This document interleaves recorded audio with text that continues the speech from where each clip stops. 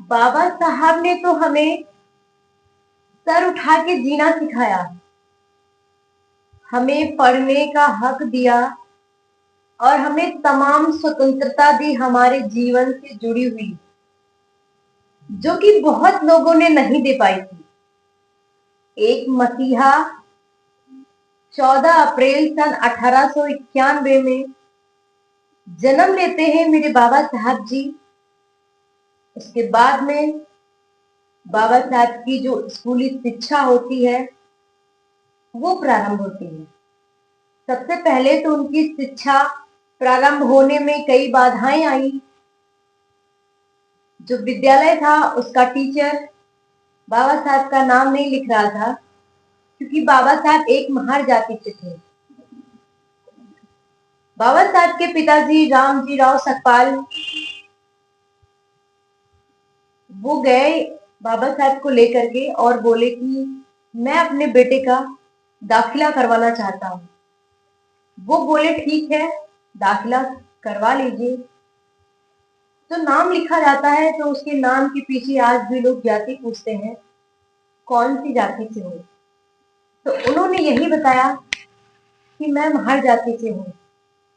तो भैया मास्टर तो झुलझुला गए, यूं रजिस्टर फेंका और बोले हैं महार जाति भी अब पढ़ाई करेगी? भाई आप लोगों को पढ़ने का हक नहीं है।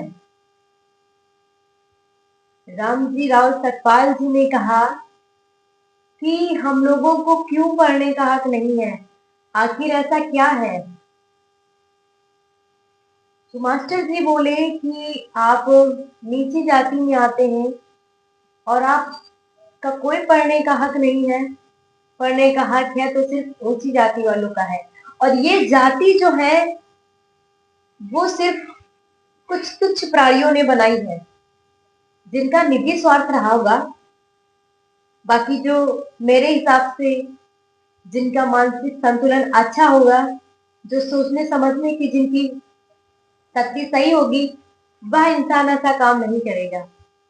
उन्होंने कहा कि ठीक है मैं नाम तो लिख लूंगा। बहुत ही मशक्कत के बाद कहा कि मैं नाम तो लिख लूंगा लेकिन मेरी कुछ शर्तें रहेंगी। तो रामजी सतपाल ने कहा ठीक है, आप अपनी शर्त बताइए। उन्होंने कहा कि आपका बेटा बाकी बच्चों से दूर बैठेगा, ना ही उनके साथ लंच करेगा, ना ही उनको पानी पीने को मिलेगा यहाँ स्कूल में, और अपने घर से जो अपना टाट लेकर के आएंगे। रामजी सतपाल ने कहा ठीक है, इतना मुझे मंजूर है, लेकिन आप मेरे बेटे का नाम स्कूल में लिख लीजिए। दाखिला हो गया बाबा साहब का। बाबा साहब के और दो भाई आनंद राव और बाला राव भी साथ में पढ़ने जाते थे। तो बाबा साहब के साथ जो भी होता था बाबा साहब चुपचाप सह लेते थे, लेकिन वो दो भाई कहते थे कि मैं पढ़ने नहीं जाऊंगा। ऐसी ऐसी बातें होती मेरे साथ में तो मेरा पढ़ने का मन नहीं लगता है। तो बाबा साहब यही समझाते थे कि भाई पढ़ाई जरूरी है, ये सब छोड़ के इन सभी बातों में हमारा जो दिमाग है वो व्यर्थ जाएगा। और अपने भाइयों को समझाते थे कि आप भी इन सब बातों को अपने दिमाग से निकाल दीजिए। बाबा साहब पढ़ने जाते थे तो अपना टाट, अपनी कॉपी किताबें सब कुछ लेके जाते थे, अपना खाना भी लेके जाते थे। खाना खाने के बाद भी उन्हें पानी नहीं दिया जाता था। जब वो पानी मांगने जाते थे चपरासी से, तो चपरासी कहता था कि तुम भीमराव नीची जाति को हो, महार जाति के हो, मैं तुम्हें पानी नहीं पिला सकता। बाबा साहब प्यास से मर जाते थे, लेकिन वो चपरासी उनको पानी नहीं देता था। एक दिन की बात ऐसी थी कि बाबा साहब वहां पे अपने हक और अधिकार के लिए लड़ गए कि मैं पानी क्यों नहीं पी सकता, मुझे पानी पिलाइए। तो चपरासी ने क्या किया कि बाकी बाकी बच्चों को जो उधर पानी, वो तो हमेशा उनको पिलाते ही पिलाते थे, लेकिन बाबा साहब को पानी ऐसे बाबा साहब ने भी हाथ लगाए और इतनी ऊंचे से पानी डालना चालू किया जो कि बाबा साहब के हाथ में भी सही से जा नहीं रहा था। बाबा साहब हमारे इतने कष्ट झेलने के बावजूद भी वो अपना निरंतर उन्होंने अपनी पढ़ाई जारी रखी। उसके बाद में फिर बाबा साहब हाई स्कूल एंटर करते हैं। उसके बाद में फिर लंदन पढ़ने के लिए जाते हैं।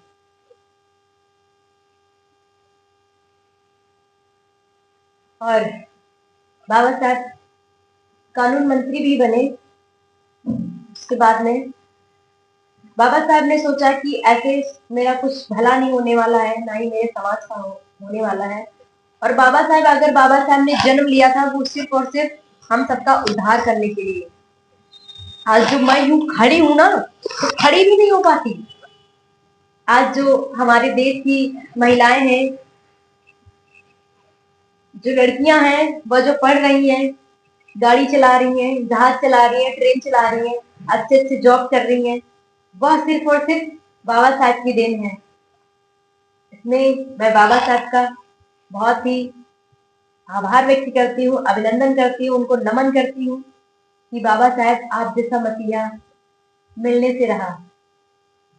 और आपने संविधान लिखा, संविधान लिखने में 2 वर्ष 11 माह 18 दिन लगे। संविधान हमारा बन करके जो 26 जनवरी 1950 को लागू हुआ था। आज भी स्कूलों में मैंने देखा है कि 26 जनवरी जब मनाई जाती है, संविधान रचयिता की फोटो नहीं वहां पे होती है, वहां पे और तमाम काल्पनिक फोटो रखी होती हैं।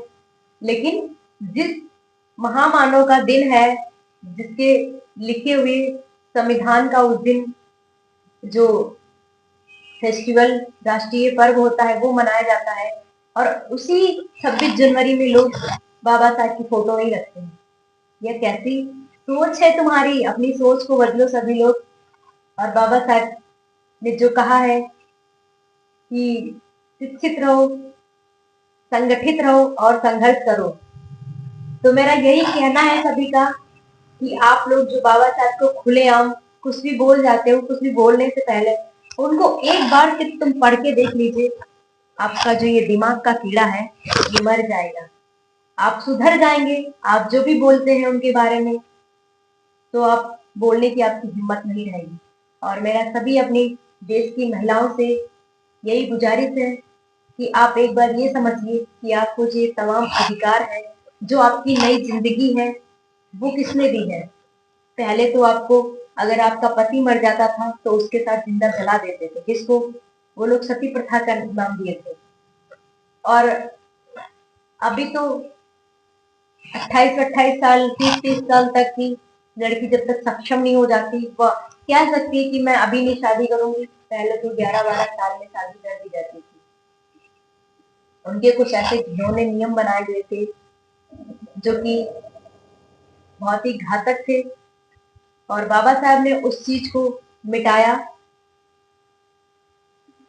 और हमको जो बराबर का सम्मान दिया, अधिकार दिए, कॉन्स्टिट्यूशन दिया, तो और हमारे लिए गर्व की बात क्या ही हो सकती है। तो मैं सभी से यही कहना चाहती हूँ कि बाबा साहब जरूर पढ़े, उनके विचारों तक, जनता तक फैलाएं। आजकल तो मोबाइल का जमाना है, अब छोटी सी अपने मन की बात रिकॉर्ड करिए और अपलोड कर दीजिए। एक व्यक्ति देखेगा, अगर उसको अच्छा लगेगा वो दूसरे व्यक्ति के पास भेजेगा, दूसरे व्यक्ति को अच्छा लगेगा तो तीसरे व्यक्ति को वो जरूर भेजेगा। और ऐसे करके आपकी बात ना जाने कितने लोग सुनेंगे, ना जाने कितनी जगह आपका जो ये